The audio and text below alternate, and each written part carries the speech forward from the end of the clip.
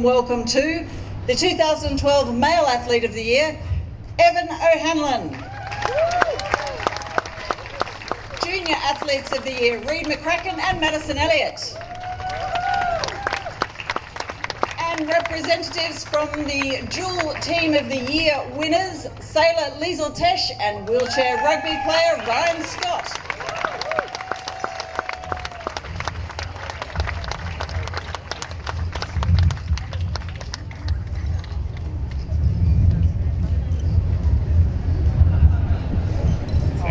It's mine.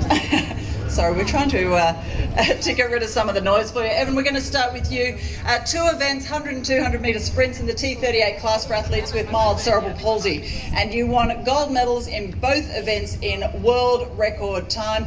Tell me you're impressed with yourself. I don't know that I'm impressed with myself. We are. I went over there aiming to win in world record time in both events and back up from Beijing. And my coach said it was going to happen, so it happened. She knows what she's talking about. If she says it's going to happen, yeah, the money's on. She also told us you're going on to Rio, so I hope she let you know that as well. How will you look back on your experience in London? On my experience personally, London was amazing, and it was just really nice to be part of. I think everyone, like I said last night, everyone in the Australian team should be really proud to be part of London, and all over the world athletes that went to London should be proud, because it will be looked upon as a turning point in the history of the Paralympic movement. The media was amazing that we received over there, and then the support from back home, amazing again, and that's only going to push results around the world through the roof and create, you know, it's a cyclical cycle, I suppose. Yeah, it's a vicious cycle in a good way, and the results are only going to get better, and we're going to be more professional, and everything's going to go through the roof. It's going to be great. Well, Australia's already taken all of you into their hearts, so we look forward, Evan, to seeing you compete in Rio. Thank you very much. Ladies and gentlemen, Evan O'Hanlon. Madison Elliot, you were the baby of the whole Australian team. 13 years and 300 days at the opening ceremony. You return home with a gold, a silver and 2 bronze medals from the pool. That's not a bad debut. Well, I just wanted to go over there to just have fun, enjoy the experience. Well, you look like you're enjoying yourself, because we saw you with Prince Harry. What did the kids at school think of that? I don't know what to say. They're probably jealous of me. That's all I can say.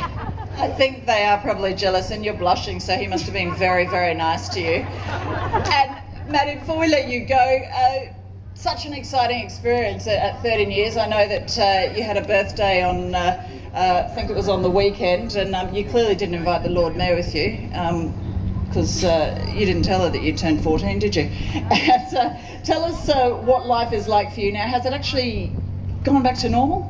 No, it will never get back to normal. That's good to hear. We hope it stays as exciting as it has been for the last few months. Madison Elliot, congratulations. Thank you. Rheed McCracken, at just 15 years of age, a rapid rise through the wheelchair racing ranks, terrific achievement, a silver and a bronze medal on debut. Was your Paralympic experience what you expected? Oh, I didn't know what to expect when I got over there. You know, in Switzerland, we sort of Dorsey was preparing me as best he could. 80,000 people's a lot. I wasn't sure if I'd freak out and get all nervous and that, but I think I handled it pretty well. You look like you handled it outstandingly well, and a debut in front of 80,000 fans. What goes through your head when you roll out to a stadium that's packed to the brim of screaming people? They weren't screaming for me, they're all for me, but there's so many people. Like, I sort of just shut it all out, focused on the race, and that was pretty much it. Well, you focused very well. Now, tell us, can you back up your efforts and take it on to Rio? I hope so. Hopefully. See how we go. All right. We'll watch how you go, and congratulations to you, Rheed McCracken.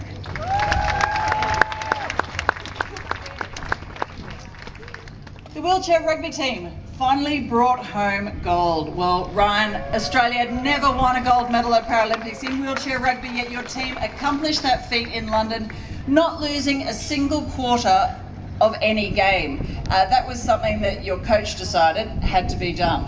Is that right? It was something that we spoke about before the games, and it probably took a lot of pressure off us. We just focused on one quarter at a time, and I think that eased a lot of that pressure. We just went out there and didn't look at the end result, we just looked at each quarter.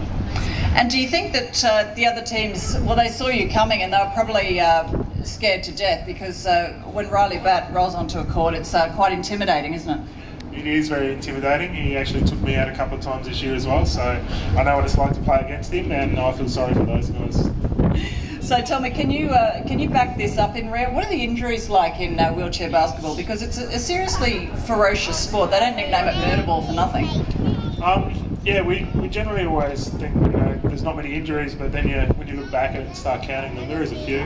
But most of us have broken our necks, so what worse can happen?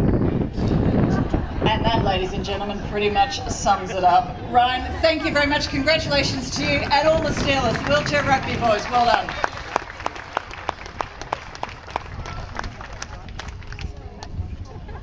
Liesl, Tesh and Dan Fitzgibbon, winners also of Team of the Year when they took gold in the Scud 18 two-person keelboat. Congratulations to both of you. Thanks, Stephen.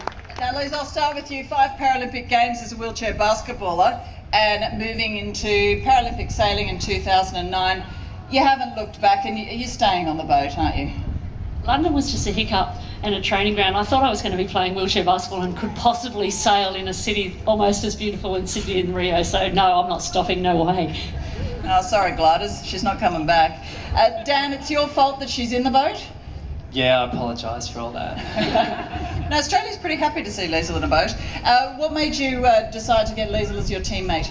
Yeah, I saw her on a documentary on television. I was like bored at home watching sailing on television, loving it, and I just saw her and I thought, look, get her on board and we'll have a really good chance of winning a gold medal. And in my mind it all made sense, and she had qualities that I needed, and we complement each other very well on the boat, and I saw that and I thought we'd be very successful, so very happy. Yeah, it certainly worked well for both of you as a team. Just tell me something that I do wonder about. Liesl is the happiest, most cheerful person I have ever met in my whole life. Does it get annoying to be stuck with her? Look, you got to learn to give Liesl a bit of room, I feel. I like it when she's off the leash. You just got to respect that and let her go. So I've learnt that very early on. Sorry. Could I just add, poor old Fitzy, for me, when the clock starts, the game starts, but Fitzy likes to warm up on the way out of the boat. Like, I'm not on until that race is on, so poor old Dan. We've had a lot to deal with to get together to get it out there on the boat, but it's been hard work, but it was just fantastic to sail together. Liesl, you certainly got it together on the boat, bringing home gold, Australia's first Paralympic sailing gold. While it's never easy to bring home a medal, your challenge was perhaps bigger than anyone's with the death of your mother on the first day of competition for you. Does that make your gold medal even more special? Oh, it's been an amazing journey. It's been a 24-year journey, and I think every single person, every single member of the team has been massively supported by members of their family. So to have my mum pass away on that first day, the medal's not just for us as athletes, the medal's for all of our family and all the community that supports us in the journey. So the concentration, the will and the desire was possibly magnified. Fitzy saw me crying on the floor the night after Mum died, thought maybe the games is over, but I think as a team we knew what we had to do, and it really made us more determined and really proved that it's not what your physical capacity is, it's what you decide to do with your mind is absolutely the victory out there and the gold medal at the end of it all.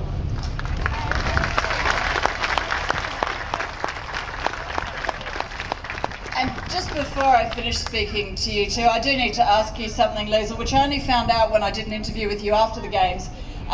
You got the news about your mother and then had to go back out and race, but first of all you had to go and appear in the courtroom because you'd been sledging the other team? Seriously, sailing is a beautiful sport, but they've got these rules that are a lot stricter than wheelchair basketball. In wheelchair basketball, it's our responsibility of players to help the refs see the rules, and that's what we do. So I was doing that in sailing. We had to go to court. Can you believe it? They dismissed it, but I wasn't allowed to sledge anymore. Liesl Tesh, don't change a bit. Dan Fitzgibbon and Liesl Tesh, one of the teams of the year for 2012. Congratulations.